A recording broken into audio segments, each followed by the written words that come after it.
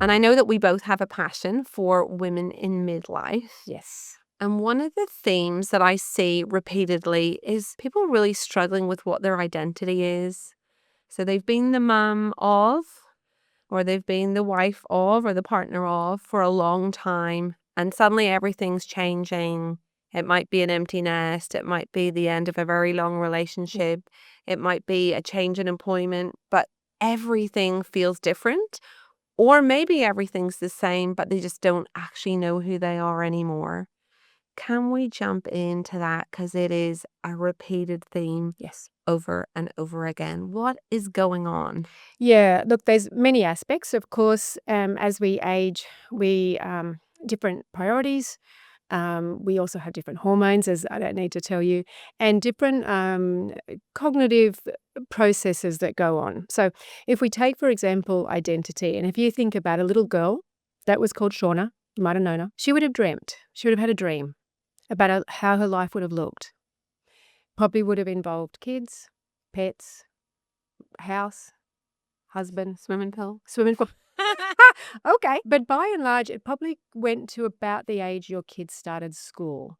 May have extended to when they got to uni, may have, but unlikely. So what you had was a dream that only lasted so many years, and you would have worked towards that. And you would have had the engagement, you would have had the dog, you would have had the wedding, you'd have had the kids, you'd have got the house with the pool, and got the kids to school, maybe got them into high school, and it might have stretched to uni. But really, after that, there was no idea of what your life would look like, because most women dream of themselves and everything is sort of them in relation to a something or a someone, but it isn't necessarily related to themselves. Whereas men's dreams or males' dreams often relate to themselves and how they may have others, but by and large it involves them and perhaps a car or a boat or a career. Which means as relationships change, their identity doesn't move so much. And so one of the things we see for women around midlife is they haven't dreamt about what that midlife period of time would look like. And if for many of them there isn't a career or something, perhaps a hobby that can hold them in terms of their sense of identity, then it can be a very difficult time because they don't know what this was meant to look like. And certainly we still have this idea of women as being community givers, as being in relationship with someone. And that tends to be our estrogen. It tends to be a lot of the ways that our brain works because, we're the caregivers. We relate to others and we're very good at it. But when it comes to self, so when I work with women, we do identity work and I get them to tell me their top 10 values. Now, it's always funny because when I do that and don't give them any more instructions, their top 10 values will always be relationship values. So they'll be kindness, caring, honesty, those kind of things. But all those things are in relation to someone else. So I say to them, okay, but what about if you're on a desert island? There's no one else there. What would your values need to be? I can give you anything that you like. And often for some women, it's the first time they really thought about who they would be if it wasn't in relation to someone else. So then you get these ideas of creativity, or it could be religion, or it could be that it comes in the form of nature. But a lot of them haven't thought about it before then. So a lot of the work that I do with women is about saying you're allowed to choose 5 that are to do with other people and 5 that are just to do with you. And that can then become the platform under which they start to really get these sense of self going that's not just in relation to others. I love that because that really resonates with me because, and I'm sure people listening, because I've literally just had a birthday that coincides with Mother's Day. That's not great, by the way, 2 for 1 and all that. And I get asked the same question by my 4 kids. Every time it comes up to a birthday, they always say, we don't know what to buy you. What do you like? What are your hobbies? And, whereas with my husband, who's pretty much obsessed with boats, There you go. no one has any dilemma as to what to buy him. It always involves boat shoes, boat jackets, things for his boat, Yep. compasses, books, And the reality is actually, sadly, and it is a bit sad that no one can think what to buy me because I think, well, what what is my hobby? And it's like, well, I really love our dogs and Yeah. I really love my kids. But And they're all actually, about relationships, aren't they? and so no, Yeah. and so for my birthday, I got lovely presents, but they were like mugs with pictures of my dogs of my kids on them. There you go. And so that actually, your answer wasn't long-winded. It actually really struck me because I'm like, okay, this is me. And if I present at conferences, and I will say to the group, because it's often parents, which means there's a large proportion of women there often. But anyway, the point's still the same. That if I say to the group, look, men, can you tell me what's your toy? None. I mean, above board stuff. But what's your toy? What do you enjoy doing?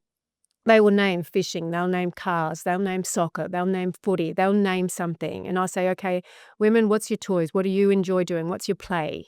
How do you play? And they all look at you quite blankly, like I'm not sure, because the things that they play with are the kids and the dog, and they make family arrangements, and so it's to do with others. So it leaves us in this position where when we don't have the others, and I know that one of the big things in midlife is, of course, preparing for or in the midst of empty nesting, when you don't have that focus because you haven't seen yourself living in your home alone when you were a little girl. I don't think that was part of your dream. No, definitely It not. wasn't. You didn't see yourself swimming in a swimming pool on your own, I'm sure. No, No. It wasn't you didn't want the pool for you, did you? no. You wanted the pool for your kids. Yeah. And so this then, what do we do when the kids leave? Because we haven't dreamt that far. So it's a very difficult time for women. Yeah, absolutely. I know I've got 4 children, and I know whenever my first son, even he went overseas for about 6 months, and I genuinely had like a hollow pain in my chest for 6 months with him not being in our Yeah. house. It didn't seem right. It didn't feel right. It was like someone was missing, and obviously he was off living his best life, which was amazing. I'm like helped him organize the trip. I was very That was the supportive. plan. Yeah. But it was awful. And I think, and I've now currently got 2 at home, and I think, what's it going to be like when they go? It's going to be awful. Yeah. That real sense of loss, as you say, a real sense of grief, and getting to know yourself as something other than a mum. Well, because I often used to introduce myself to people as I'm Patrick's mum, or I'm Grace's mum, or I'm Madeline's mum, or I'm Quentin's mum. Sometimes I didn't even have a name. No, that's right. And I think that suggests how our identity is so wrapped up in relationships. And I mean, historically, we were known as Mrs. Such and Such, which, the translation, it just means wife of. We didn't have a name in our own right. We just became the wife of someone else. And then, of course, we become the mother of the children. And who are we as an individual was something that, just wasn't relevant, I think, in society, and that became something that was a societal a process, but also very much, as we know, we've got more rights now, and definitely not where we'd want to be. But even with more rights, we still seem to involve ourselves in identity that belongs to others on many levels. Yeah. One of the things that I feel when people are struggling with the whole empty nest syndrome is they feel very embarrassed by themselves. They feel like they know they've done a good job, and they know that that's what they wanted for their children, to be independent. And so there's definitely a sense of shame that, they don't have the right to feel the sadness that they feel. But for some women, they can feel really quite bereft. If anyone's listening and feeling like that, like, will the pain go away? Does it get better? What should they do? What are your tips? And Well, like with any grief, everyone has their own journey, and for everyone it looks different. What we are looking for is some cognitive profiling around thought processes. So if we were to work with someone like yourself, possibly, I haven't asked you what your cognitions are, but at some point, if I dived into it, you might have said to yourself, I am sad, but I can handle it. And what you can see there is that there's a sense of this pain, but a capacity to keep going. What we'd be looking for in these mums is, can you hold the pain but feel like there's some capacity to keep going? What is the cognition that says, I'll get through this time? What is the cognition that says, every day will get a little bit easier? Whereas where I get more concerned is when I hear a woman say, I'm in so much pain, I feel like my life is over. I feel like I'm nobody. I feel like I have nothing. And they're the women that I want to work with to really challenge some of those cognitions. Of course, whenever you work with a psychologist, I'm going to go back to childhood, or a good one should anyway at some point if it's relevant.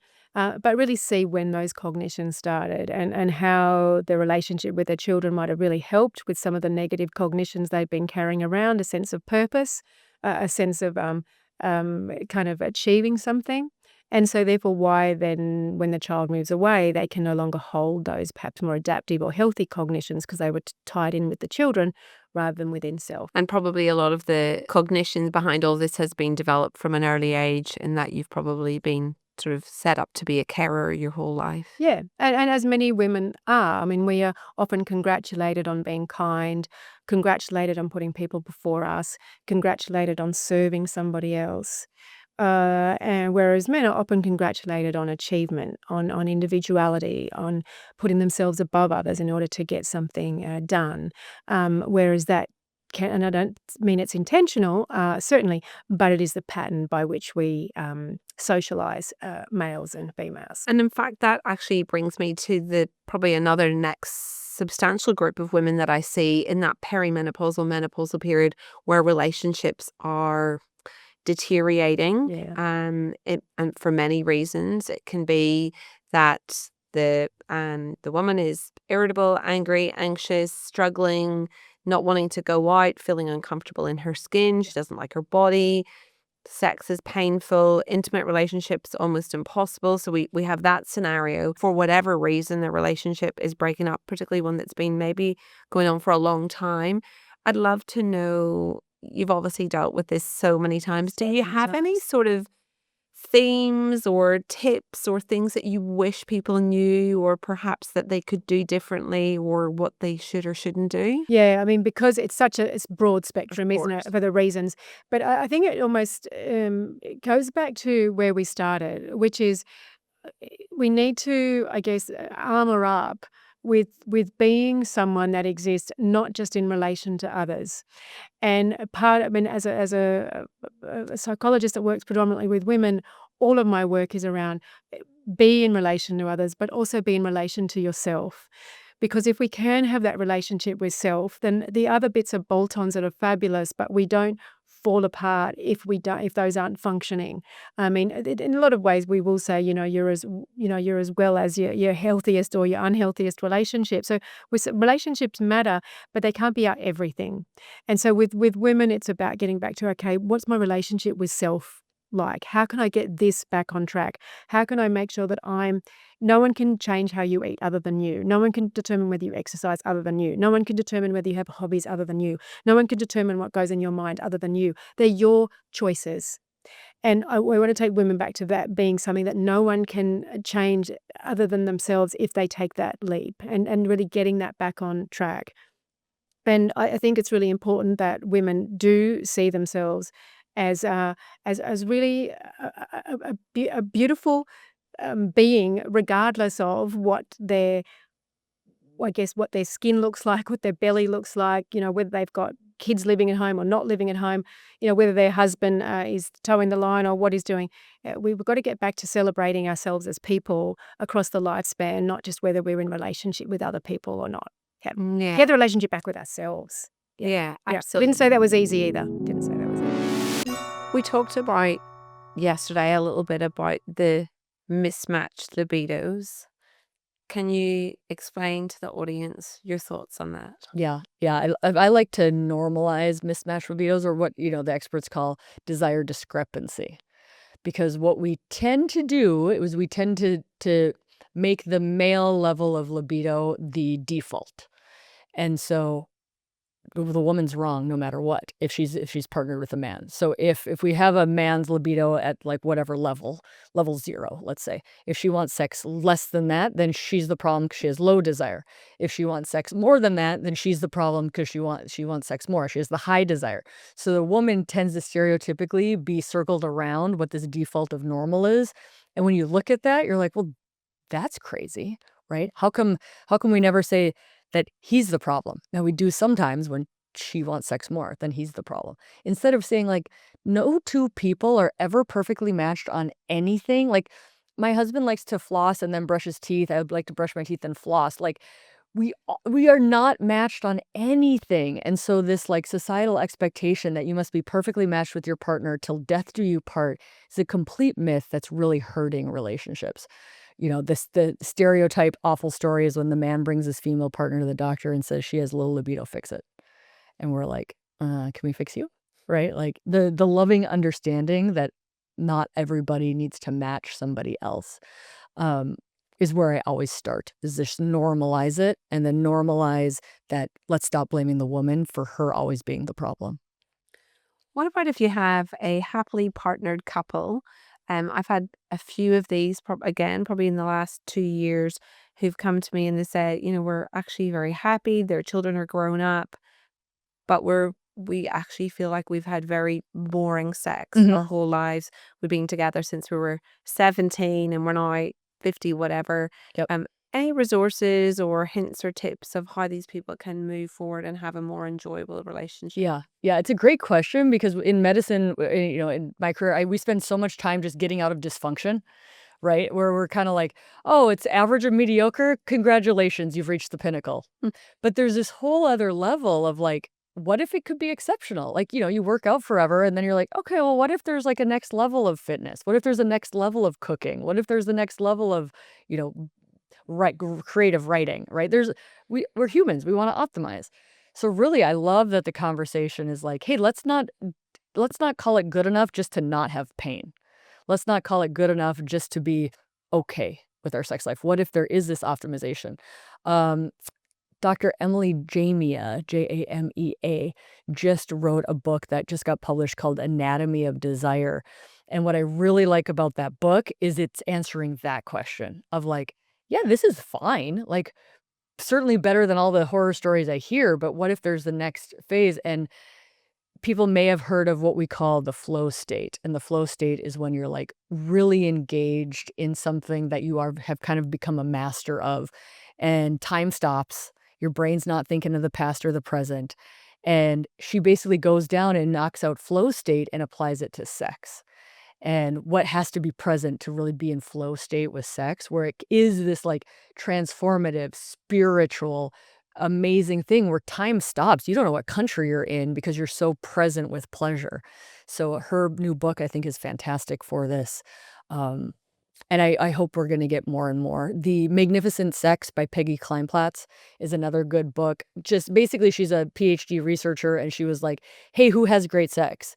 And, these people emailed her, and then she interviewed all of them. And the most important thing I think about that book is nobody who said they're great at sex and they love sex, nobody said it's because I have spontaneous desire for sex. Because everybody says like, I just need desire to have great sex. No, most people would say desire has nothing to do with great sex. And her research supported that. If it's, I'm okay to try new things. I'm okay to feel safe and to communicate the need for safety. Safety's horrifically under talked about in playing the role in good sex. Trial and error, prioritizing time, communication is an absolute must. So it's if you research the people who are having extraordinary sex, you could learn from the pros. As someone who went straight from pregnant to menopausal very quickly, my skin really, really deteriorated quite rapidly.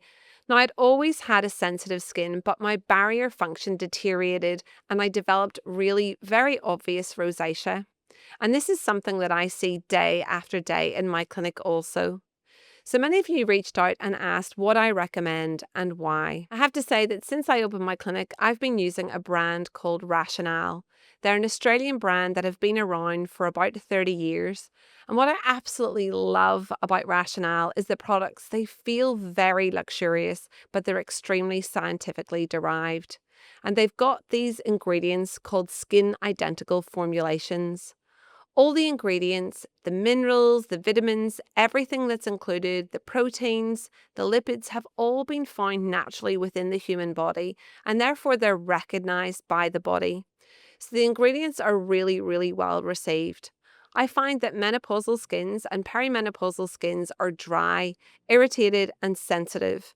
And with this range, I'm able to create a bespoke skincare plan for my patients. If you're interested in getting some of these amazing products, head to rationale.com and use the code YOU at checkout to receive some exciting bonus samples with your order. And in terms of, whenever intimacy issues are being impacted because there's been an affair or infidelity, I'm sure that's something that you see frequently. Tell me a little bit about how you approach that. I mean, obviously I understand it's individual, but how would you approach that? Look, I believe affairs, they don't need to destroy relationships. It doesn't need to be the end of a relationship. And I'm not taking away the responsibility of the person, having an affair, or how hurtful it can be for a person who has been cheated on. But it could be a way of restarting, resetting, and creating a different relationship. But your question was something different. You asked about intimacy and how that impacts on the affairs, right? Or how affairs impact on the intimacy. So hugely, because it's a violation of something that was sacred, perhaps, private, a contract between us. And you have not just breached that contract, but you have exposed my own body to someone else. By living with me and someone else, you have done that. You have taken me there somehow, So it's huge. It's huge how that can impact on someone. But it's something that we can't just say, okay, there's no intimacy anymore because of the affair. I understand that we'll have to have a pause. We'll have to heal, rebuild trust. But that's something definitely that we have to work on and create ways of, not focusing so much on the physical intimacy. A lot of people focus on the physical part of intimacy. Intimacy is such a big umbrella. So focusing on non-sexual forms of intimacy, for example, between the couple, and then moving with that forward when they are in a better phase, which you call like a meaningful phase of what happened to them after the crisis. So can you give our audience some examples of what you mean by non-sexual intimacy? Anything that creates pleasure, closeness between you and a partner, that makes you feel wanted, secure, comfortable, seen, right? Even desired, but it won't lead to sex.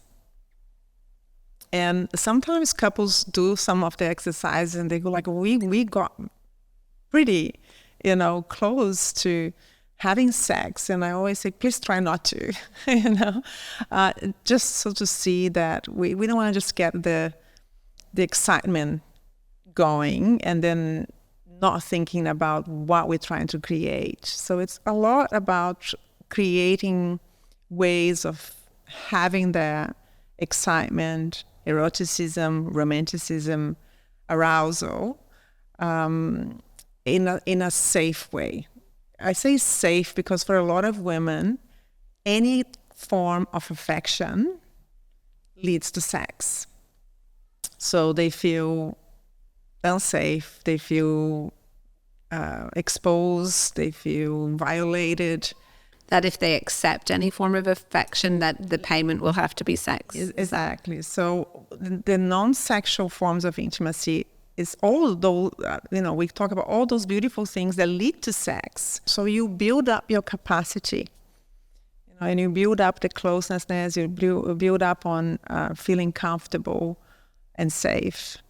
And you feel in love in a way, it's like when you're chasing each other in the beginning of, a relationship, and you have those beautiful feelings or butterflies in the stomach, but you can't have sex with the guy yet because you just met him or whatever reasons, I think intimacy, when people come and say, oh, we barely have sex, or we don't have sex as we did before, or we've been having sex the same way for 10, 20 years, it shouldn't be an issue.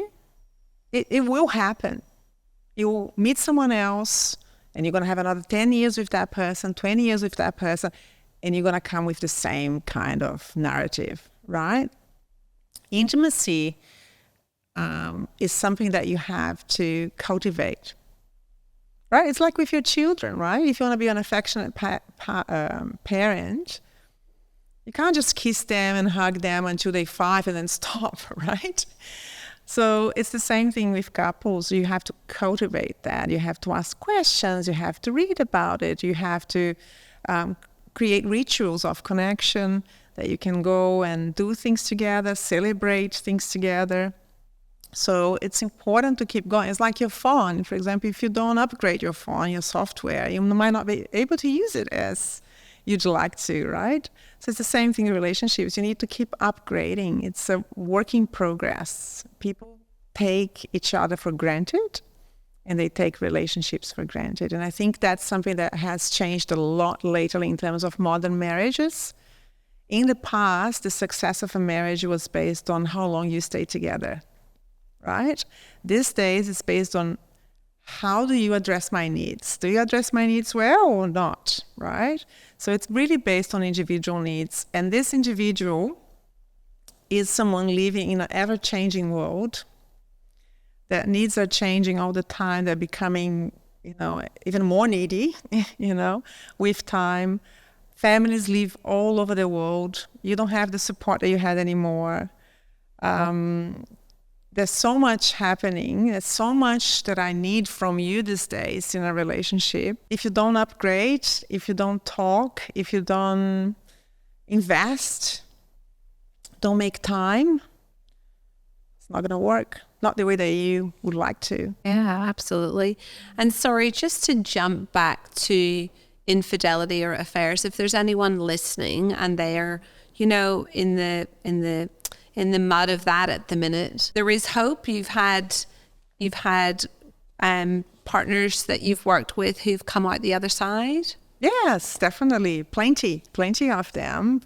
As I said before, I think it could be an opportunity to create something better, right? And to talk about, it's usually a symptom of distancing. And that distancing in relationships, it could be your phone. You get home and you're on your phone every night, but it could be another person. Yeah. Right? It could be a hobby that you prioritize over your relationship. So let's look at that symptom and let's see why is it coming up, and so it's definitely something that can be managed and repaired.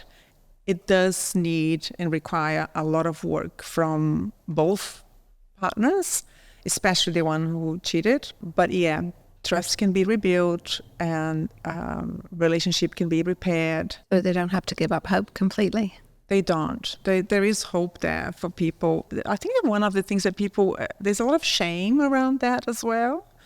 So sometimes you get couples like, he had an affair last year, right? And we try to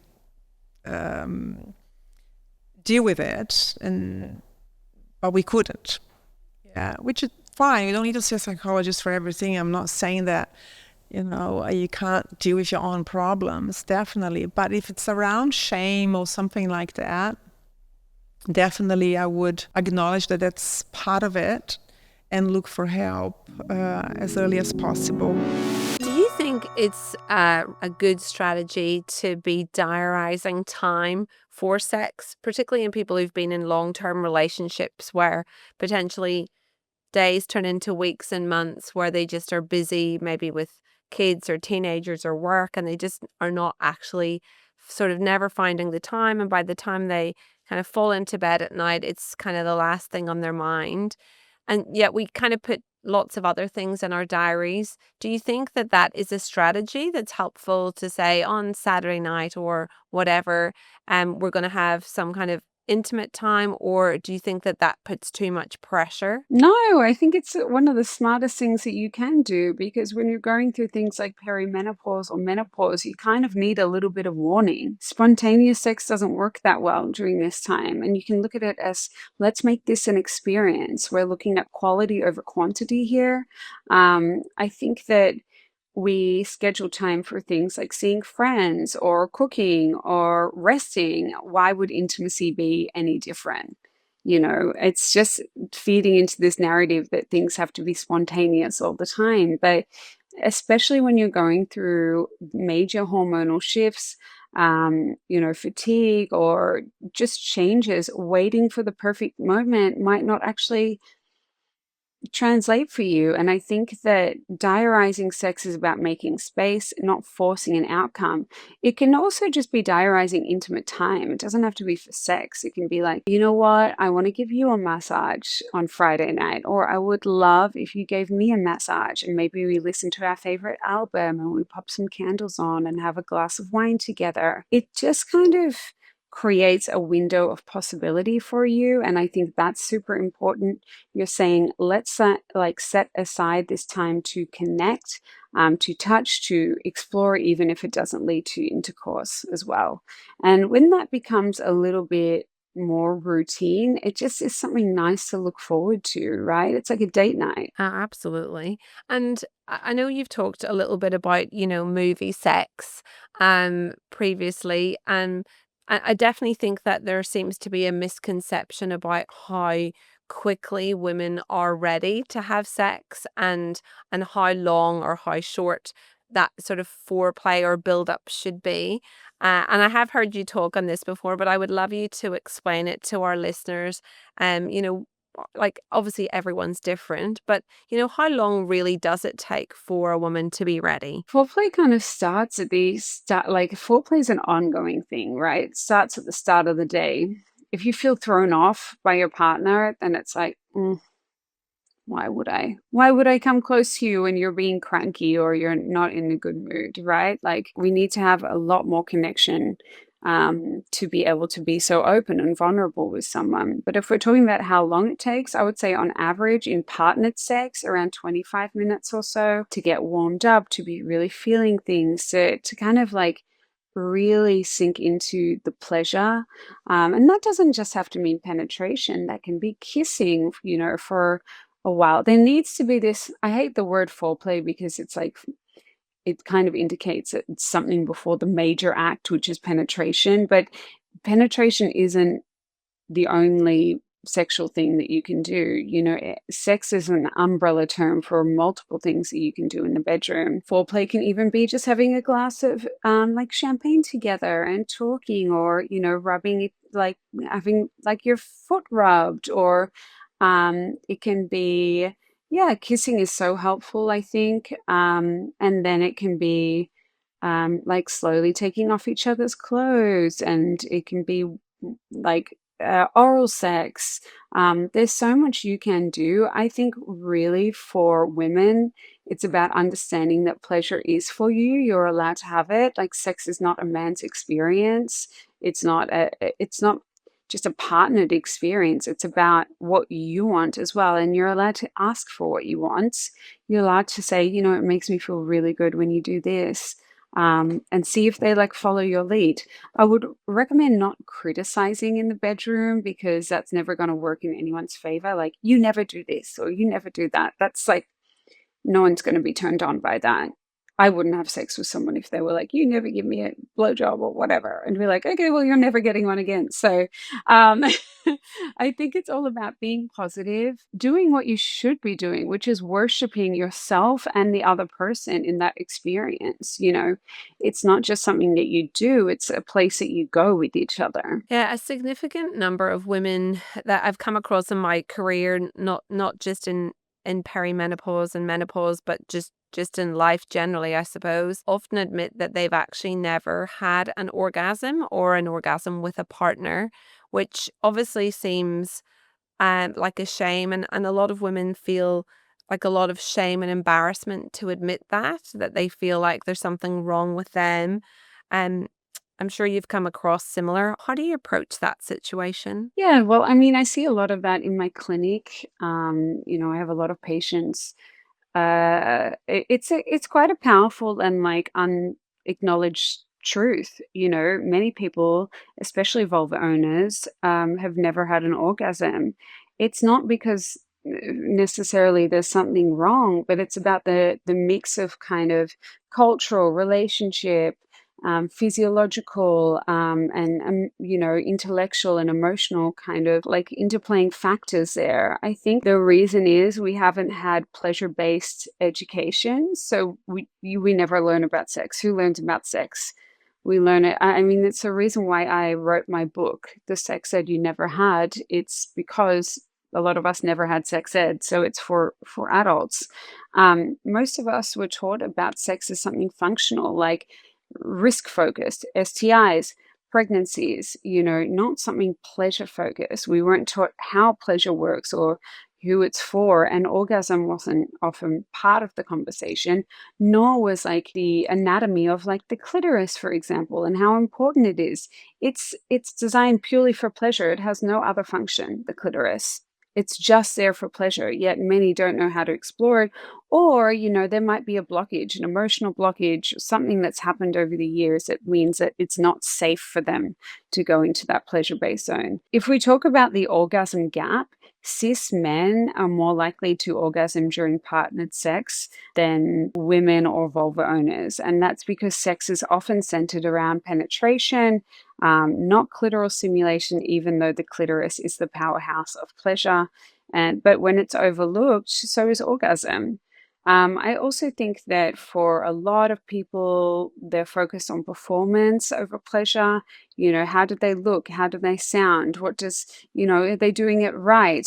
Worrying about their body, worrying about their partner. It's very hard if you're so hypervigilant to then let go, because you have to be able to let go in order to experience pleasure or to experience orgasm as well. I think as well, shame and silence is just one of the biggest blockers of pleasure. If you grew up in a culture or a family environment where, um, or even a friendship group where you don't talk about sex or pleasure was discouraged, a lot of people feel guilt about their body and its functions, and they won't explore it. They won't, have enough self-touch. They won't ever look at their vulvas with a mirror. But there are also things, of course, that can impact on it, like conditions like vaginismus, pelvic pain. Yes, things like hormonal changes can impact it if you're not getting enough blood flow down there, or trauma, stuff like that. But I think also like this pressure to orgasm that comes usually from cis men, like, have you come yet? Have you come yet? It's like, no, you've been inside me for like 3 minutes and you haven't touched my clitoris. It's not happening. They're looking at sex with orgasm as the goal, but that can create so much anxiety that it actually blocks you to pleasure. So many people internalize that something is wrong with them if they're not climaxing, which just adds like a lot more self-doubt and tension. Come see someone like myself if that's what is happening for you as a listener. What are 3 things that you wish men knew about women's bodies from your perspective as a urologist and hormone expert? Pleasure doesn't come just by putting something in a vagina. Sex doesn't start just by putting something in a vagina, right? And those are 2 separate things, right? So you can't just put a soft penis in a vagina and call it sex. Like, you have to arouse the penis, right? It's like you have to arouse the female pelvis as well. Otherwise it hurts. The vagina actually lengthens and tips back with arousal, making room for accommodation.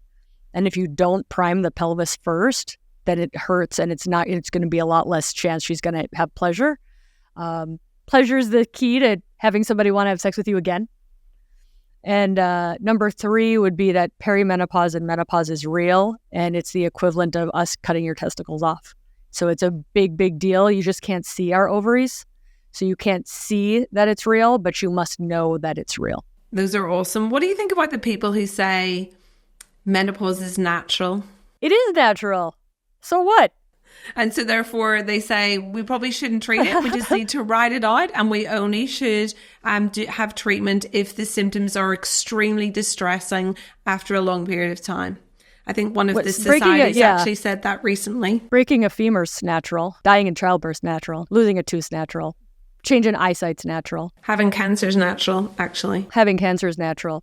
I mean, the natural argument breaks down so effing fast that it's like completely laughable. People are like, I only want to do natural things. And I'm like, you drove here, you have shoes on your feet, you have air conditioning in your car, and your hair is a different color than it should be natural. like You're so unnatural at this point. Your argument of I don't want to take hormones because it's not natural is laughable. And I joke like, I have 2 vibrators for my mouth. I have an electric toothbrush and a water pick, and my teeth are like, I have better teeth now than I've had in years because of my unnatural approach to oral hygiene. So yeah, I mean, it breaks down so fast, right? Yeah. But this is how I look at it. It's not the doctor's job to say when a woman suffered enough, and why we want to take on that role is beyond me, right? It's like it's her job to say when she wants treatment. It's not my job to say if you've suffered enough. I can't measure that. I believe you. And then number 2, yes, menopause is natural, but living to 85 is not natural. And we have reams of data on that. The reason we're living so long is things like antibiotic treatment, which has extended the average lifespan by 21 years, excellent trauma care, excellent cancer care, clean water, very safe and consistent food supply, right? Like what we've done as humans to extend our life is not natural. Dying in childbirth 1 in 8 times is natural, right? So we've changed that. And so I say, yeah, menopause is natural, but average age of death, best case scenario, a couple of people eked through to the 70s, but that's a couple, and the average age of death was around 46, right? If you look at like England in the 1600s, the aristocratic men. So like these were the wealthiest, best fed, didn't die in childbirth, aristocratic men. They were the only people they took care of death records on because they were the only people with the money, right? 46. Yeah, so imagine when everyone else was dying. Yeah. And so it's like, yeah, menopause is natural. Absolutely.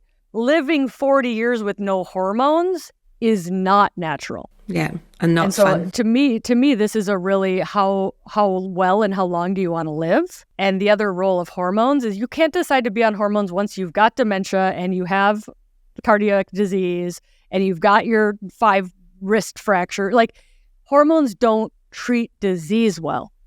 Hormones prevent disease. That's their magic, is in keeping you healthy. And so for better or for worse, you have to decide when you're in your 50s what you want to be living like when you're 83 and behave as if you want her to thank you for it, right? So that's my long-winded natural argument of like, yep, menopause is absolutely natural. So are many other things that we choose to treat. But aging well is not natural. That's a choice. That's an active decision. And I think our generation is we're seeing what's happening to the boomers with 40 years of no hormones. It's devastating. And it's our job to say, can this be done in a better way? This podcast and any information, advice, opinions, or statements within it do not constitute medical, healthcare, or other professional advice. Information is provided for educational and entertainment purposes only. If you have any health concerns, always consult your doctor.